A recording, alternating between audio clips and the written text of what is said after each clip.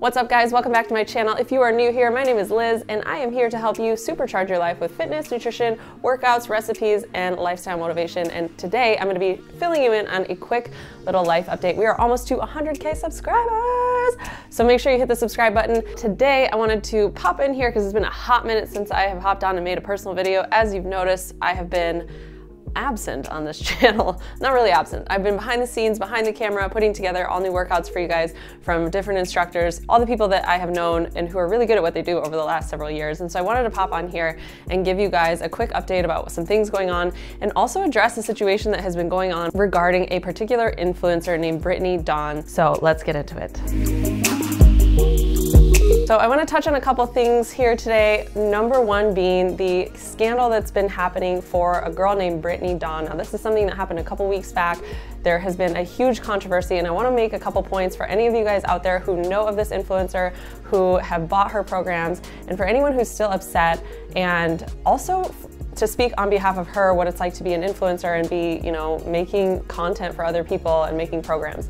Now, before we go into that, because I know the internet is full of lots of trolls, if you are a troll, go ahead and leave your comment down below, but I'm not going to engage in anything that is mean, rude, or hateful, so just know that before we get started. You might be deleted, you might be blocked, I don't know. If you've been following this channel for a while, you will know that over the last several months, I have not been the featured instructor. I've been bringing on tons of my friends in my fitness and nutrition network, and this is something that has been really exciting because I get to show you guys all different approaches to fitness, to mobility, to styles of eating. I truly believe at the end of the day, there is no one-size-fits-all answer. There's no one-size-fits-all solution, and everybody gets to choose what works best for them. So I hope you guys have been enjoying that content, and I hope you guys have been learning and identifying and finding new instructors, new people to learn from. I know these are the people that I personally have learned a lot from, and so the people that I'm bringing on, like Doc Jen Fit, my friend Cassie Bjork from Cassie.net, there's tons of really brilliant women out there in the space that can super help support you, and I really hope that you're able to find and identify and connect with new people that can help support you on your journey long term. Because again, the thing is too, even with me, like sometimes I get really into yoga and then maybe I'll do that for 6 months and then maybe for another 3 months I want to do only strength training,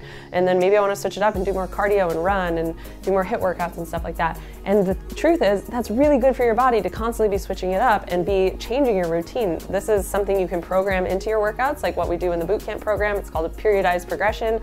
However, it's also something you can just switch up and listen to your body. Sometimes when I'm only strength training or I'm doing a lot more strength training than usual, I notice I start to get a little bit more stiff, and so that's when I know, okay, I need to get back into my yoga routine, or I need to make sure that I'm continuing to do my stretching, my flexibility, and my mobility stuff. So maybe I'll go over to do, you know, a couple of Doc Jen's videos over there. So I hope that you're getting lots of value out of that, because that's what the whole point of this channel is. The coolest part about YouTube is that you can be the weirdest person ever and no one will say anything. I feel like I was born for this. Okay, so all that aside, the thing is, when you are a fitness influencer or you are one of these people who has built up these massive audiences, of course there's always gonna be people that come to your videos and troll them, some more than others. It really depends on the content. We have definitely had trolls. One time we even had somebody who threatened to come kill us, which was a very interesting scenario. This was like 4 or 5 years ago. This guy got super angry. He was like, you guys don't deserve the success you're having.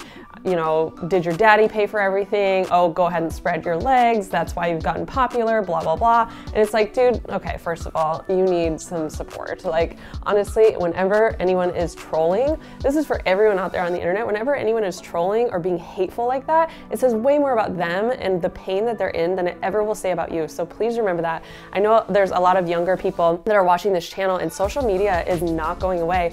And it's so interesting because when I was young, when I was in high school and middle school, we didn't have social media. We were like, we just got the flip phones, you know what I mean? Like, we did not have social media. So it's like a whole different world. And I have a lot of compassion for young people growing up in this generation with all of these social media platforms where it's like constant competition and everybody has an opinion and all that. So I want you to remember that honestly, at the end of the day, if someone is being rude or hateful or nasty, it says so much more about them.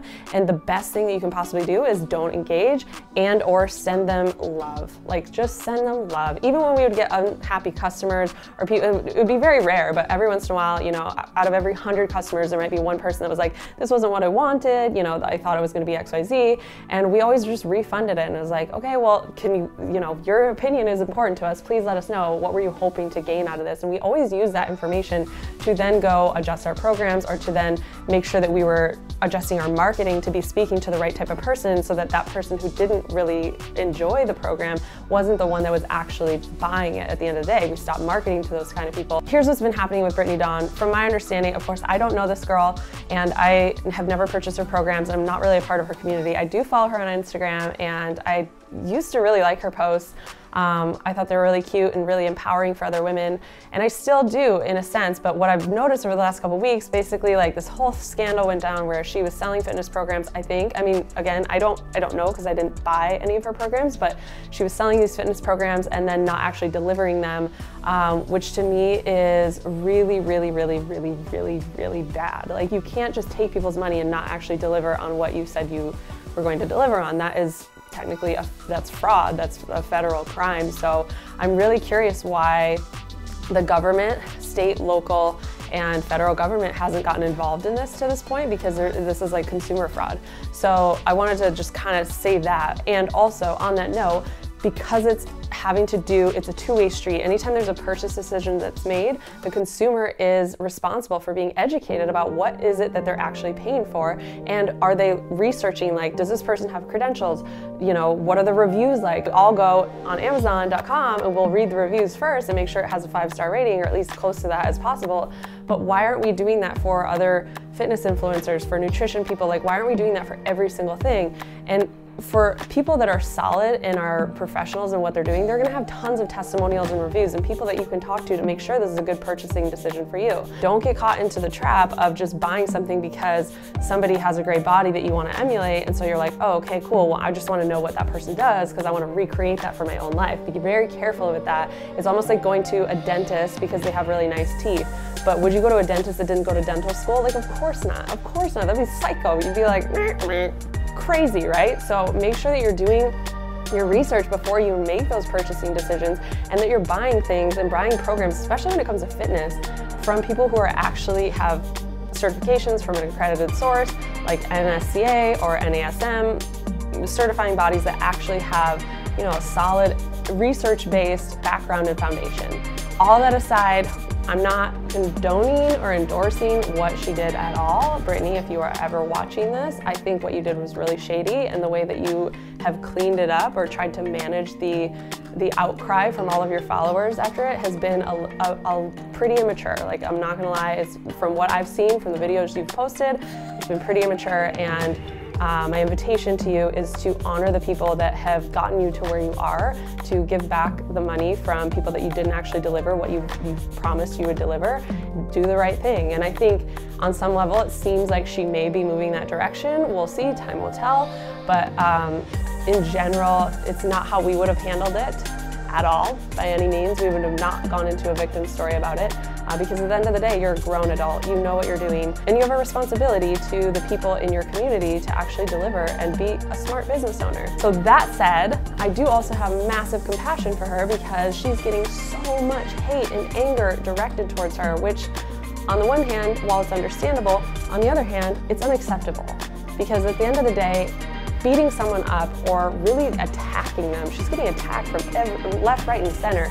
Attacking another person because of a mistake that they made is, again, that says more about you than it does about them. Now, if you have an issue with the fact that you purchased a program and you were not delivered what was actually promised that you would get, then there's alternative ways that you can go about getting your money back. You can contact your credit card distributor, file a lawsuit. Like, there's so many different things that you can do.